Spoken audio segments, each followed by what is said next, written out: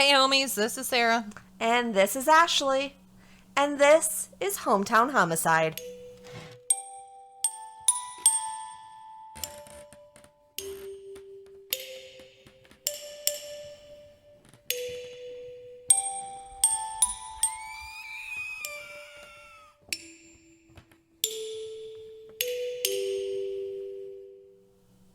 Hello, everybody.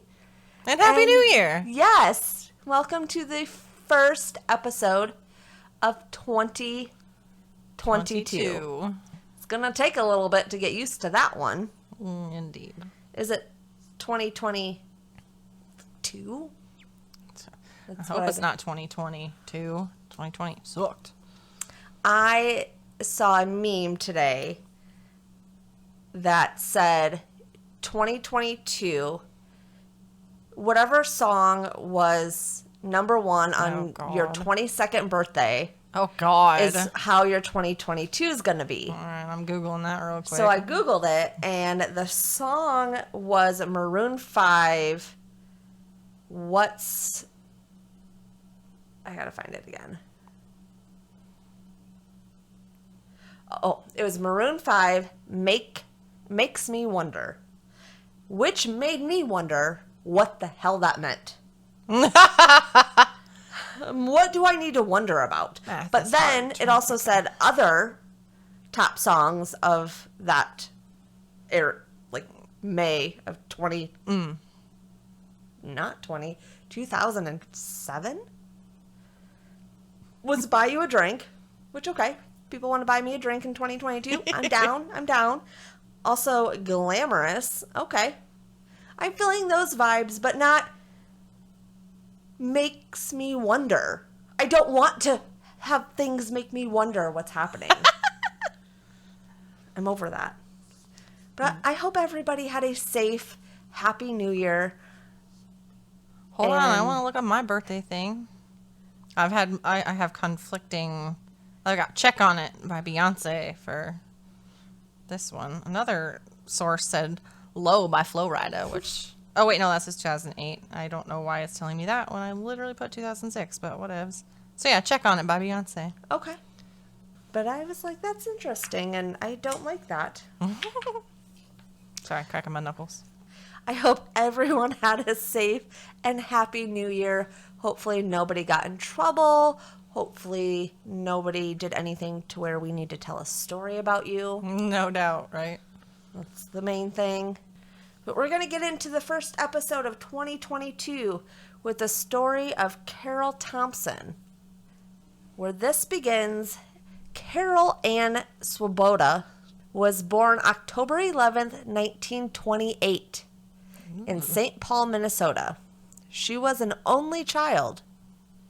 And that is all I got on the early life of Carol. All right. Because nobody had anything. While she was attending McAllister College in St. Paul, which is a private school, Carol met Tilmer Eugene Thompson, also nicknamed Cotton for his white blonde hair.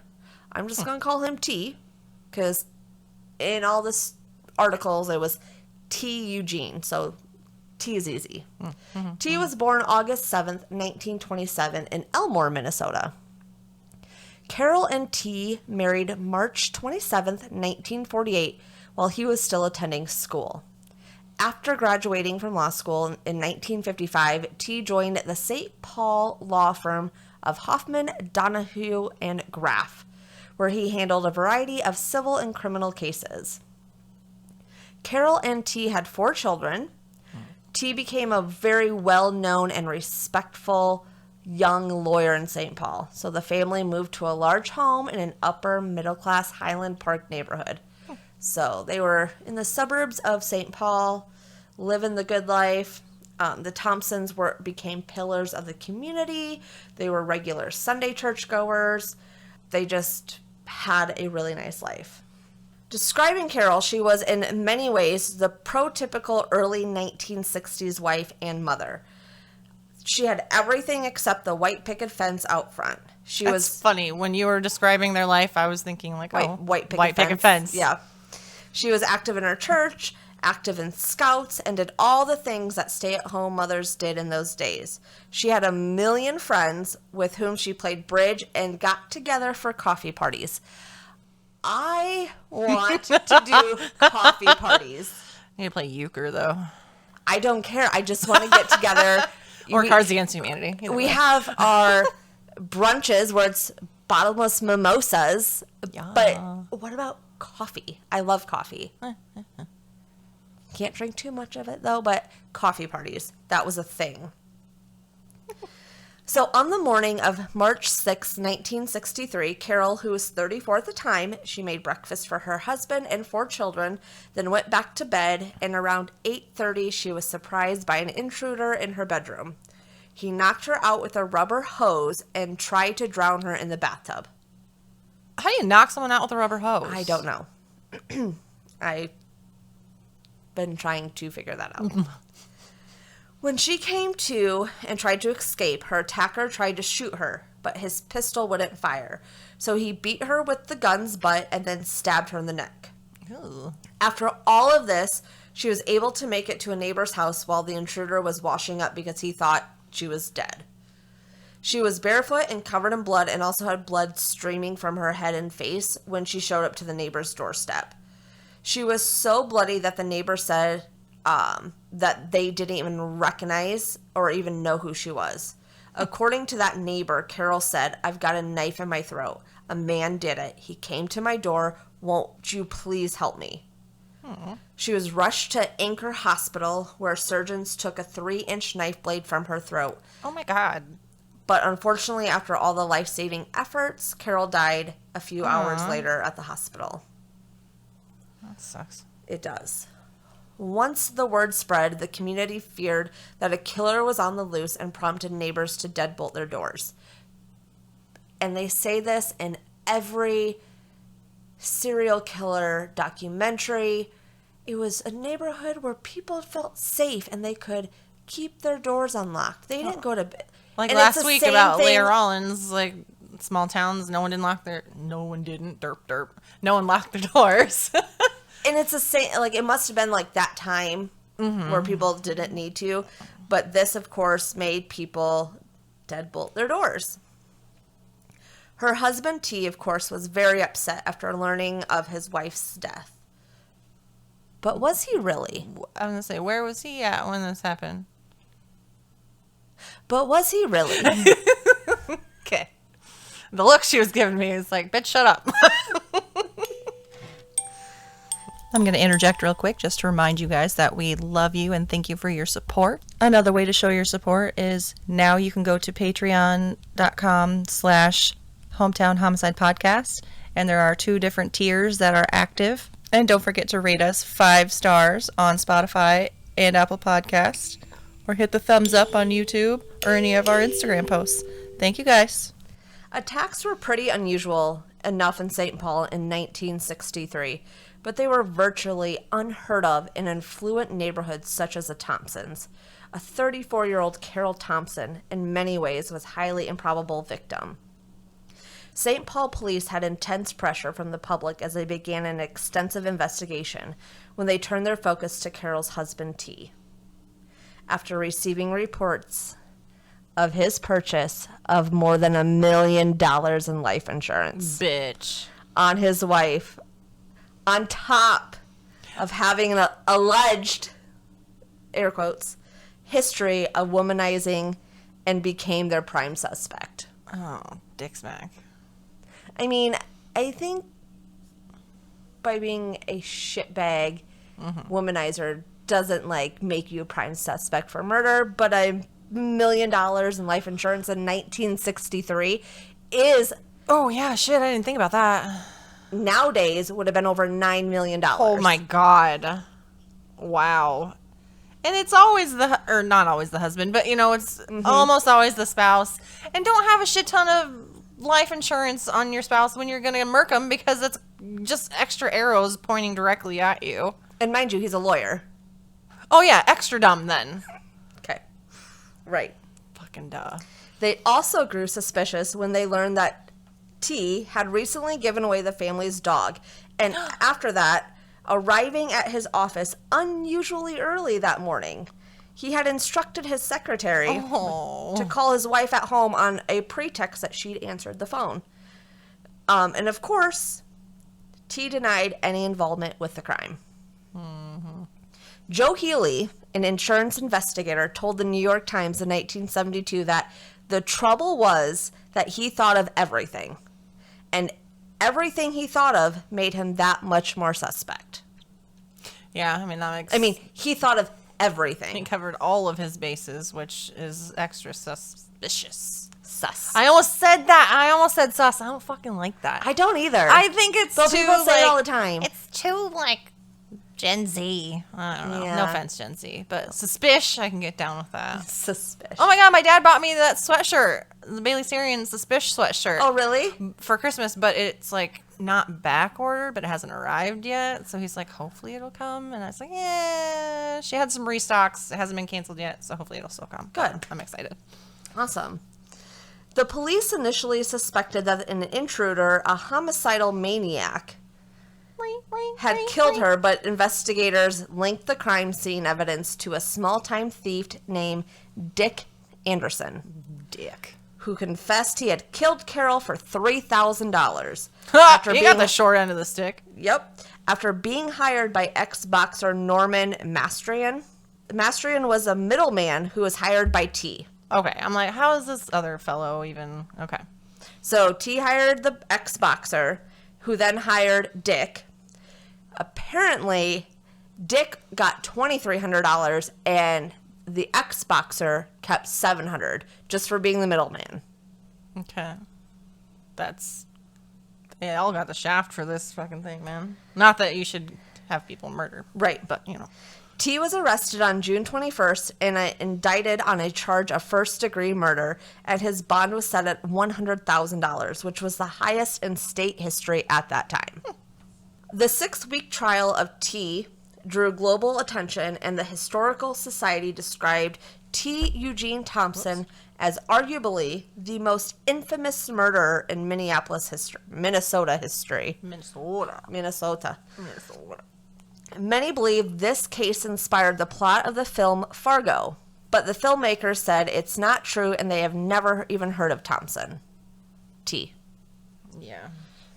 You betcha. Oh, betcha. I did watch that movie today, just so I could be prepared. You betcha.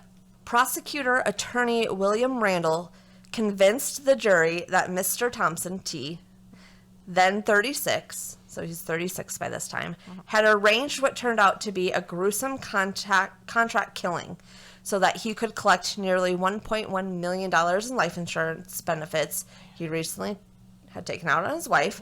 But another motive, they said, was to free himself for another woman that he intended to marry. The prosecution, quoting him, said he had promised his 27-year-old former secretary, Jackie Olson, that the proceeds would provide enough money for us to live on. Remember the secretary he had called his wife early that morning? Oh, yeah. That secretary. Bitch. Prosecutor said that he had staged the call so that he would say she was still alive when he left for work. Randall also counted on the dramatic, detailed testimony of the actual killer, Dick Anderson, because he told everything that happened. Allegedly, here's what the plan was for that day. T would leave for work early that day, unusually early for him, and Carol would send the kids off to school. Meanwhile, Anderson, Dick, would be waiting in the basement of the home for a staged phone call from T's office. When Carol answered the phone near the top of the basement steps, Dick was to sneak up and strike her on the back of the head, knocking her unconscious, then carry her to the bathroom and stage a drowning accident. Oh, that shit. Yeah, that went did way not wrong. go as planned, maybe because he used a rubber hose. Are we thinking an actual hose, or was a rubber hose something else? Like, I don't know. I just feel regardless, anything I'm picturing, it doesn't have enough, like substance to it to knock somebody out. Like, I'm thinking like a hose that you would have. Like a garden hose? Yes. See, I'm thinking that or like a rubber tubing. That's all that I don't even understand. comes up. So I don't know how that would knock her unconscious. Yeah, I don't know. It's weird. Also, every time you say dick, I like giggle because I'm 12.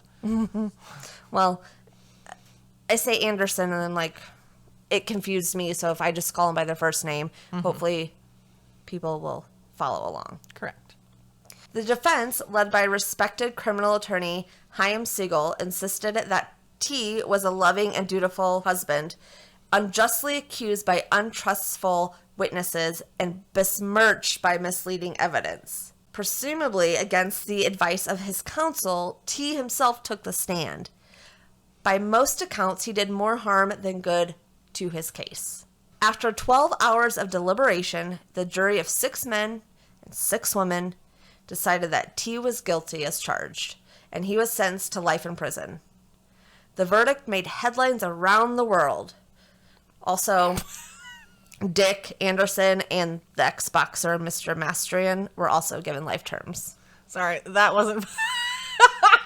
The hand motion that Ashley just did is what made me laugh because she like did a whole thing, and I'm like, I that's have great. really been using my hands to tell this story. I don't know what to do with my hands. I don't Talladega know what to do Nights. with my hands. It's all good. So I have been illustrating it to Sarah. And we used to be dance teamers. I almost said dancers, and I'm like, that's gonna come off wrong. So, you know, we like do stuff and things. After serving 19 years of his life term, T was paroled in 1983. The fuck? He didn't kill her. He paid $3,000. I don't care. When you are sentenced to... I know you're being sarcastic. But when you're sentenced to life, fuck off with your 19 years. Like, no. T was paroled in 1983. T had remarried. That secretary bitch or somebody else? No, I forgot her name. She did die of natural causes. He sold Sorry. real estate. You know, his relationship with his children remained strained for the duration of his life. I bet. But he was able to reestablish relationships with his son, Jeffrey, 3 daughters, Patricia, Margaret, and Amy, 2 sisters, 6 grandchildren, and 7 great-grandchildren. His son, Jeffrey, is a former defense lawyer and prosecutor who was 13 at the time of the murder, is now a chief judge for the Southeastern District of Minnesota. And I read that his father, T, was there of him being sworn in. Jeffrey said he did visit his father in prison. He was in Stillwater, I believe. And he did believe that he was innocent.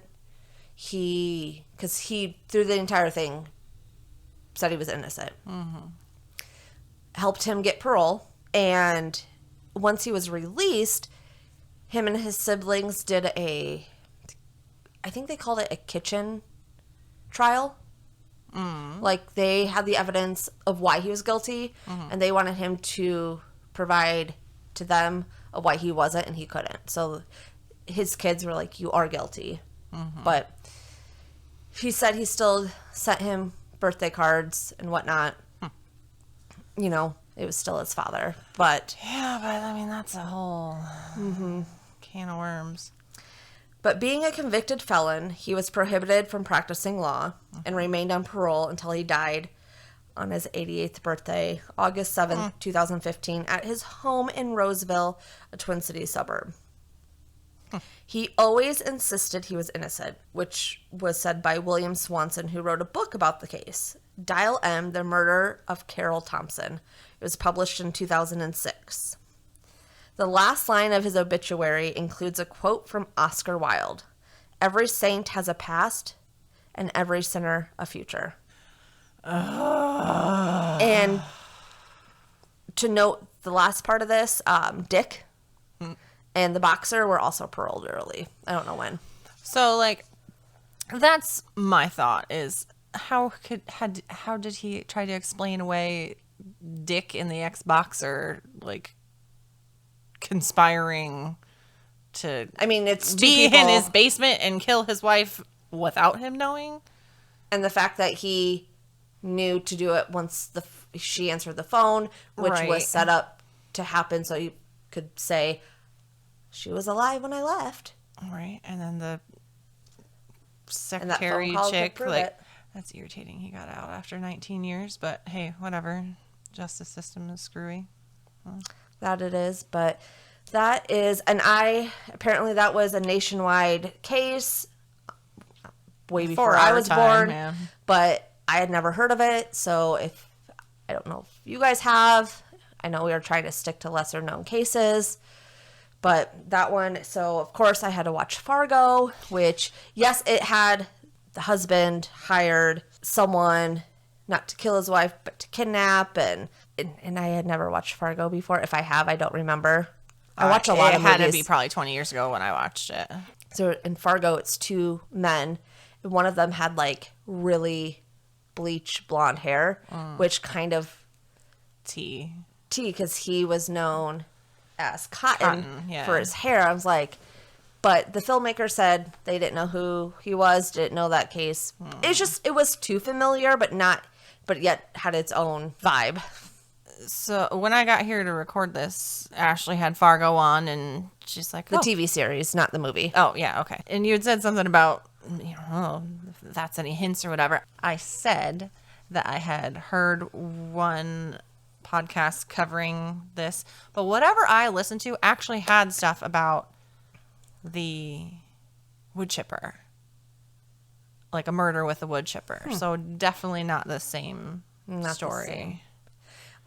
Wood chipper's just really distinctive, so like that's why it stuck out And in my which head. was a part of Fargo, but not in Not this. story, I mean, yeah. But yeah, that is the story of Carol Thompson. I wish I had more information of her early life. Anytime I Googled her, This would come up. it I'm would sure. come up mainly about her husband and his early life, how he dropped out of high school, faked his age to join the military, went to law school, became this lawyer. It is mainly about him and not her. So like, Which is sad.